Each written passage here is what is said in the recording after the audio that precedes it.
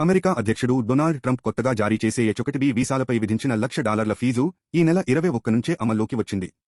ఇందుకోసం అధ్యక్షుడు జారీ చేసిన ఎగ్జిక్యూటివ్ ఆర్డర్ ఒక ఏడాది పాటు అమల్లో ఉంటుంది. ఈలోపు అమెరికా చట్టసభ కాంగ్రెస్లో చట్టం చేస్తే ఆ తర్వాత పూర్తి స్థాయిలో అమల్లో ఉంటుంది. ఈ భారం నుంచి ఎవరికైనా మినహాయింపులు ఉన్నాయా అనేది ఇప్పుడు ఆసక్తికర అంశం. జాతీయ ప్రాధాన్యం లేదా అమెరికా అవసరాల కోసం కొన్ని రంగాలకు ఈ ఫీజు నుంచి మినహాయించే అవకాశం ఉందని సంబంధిత వర్గాలు వివరిస్తున్నాయి. అమెరికా అధ్యక్షుడు జారీ చేసిన ఎగ్జిక్యూటివ్ ఆర్డర్లోని సెక్షన్ 1(c) లో మినహాయింపుల ప్రస్తావన ఉంది. యుఎస్లోని హోంల్యాండ్ సెక్యూరిటీ కార్యదర్శికి ఈ మినహాయింపులపై తన విచక్షణ వినియోగించవచ్చు. విశేష నైపుణ్యం గలవారిని అమెరికాకు ఆహ్వానించే లక్ష్యంతో ఈ మినహాయింపుల అవకాశాన్ని కల్పించినట్లు తెలుస్తోంది. వైద్యులు, మెడికల్ రెసిడెంట్లతో పాటు మరికొన్ని రంగాల్లోని అత్యంత నైపుణ్యం గల ఉద్యోగులు H-1B వీసా కోసం $1,00,000 ఫీజు భారాన్ని తప్పించుకునే అవకాశం కనిపిస్తోంది. ఈ కీలక రంగాల నిపుణులకు ప్రత్యామ్నాయం ఉండదు. అప్పటికప్పుడు నైపుణ్యం గల ఉద్యోగులను ఎంపిక చేయడం లేదా శిక్షణతో సానబెట్టడం సాధ్యం కాని విషయం.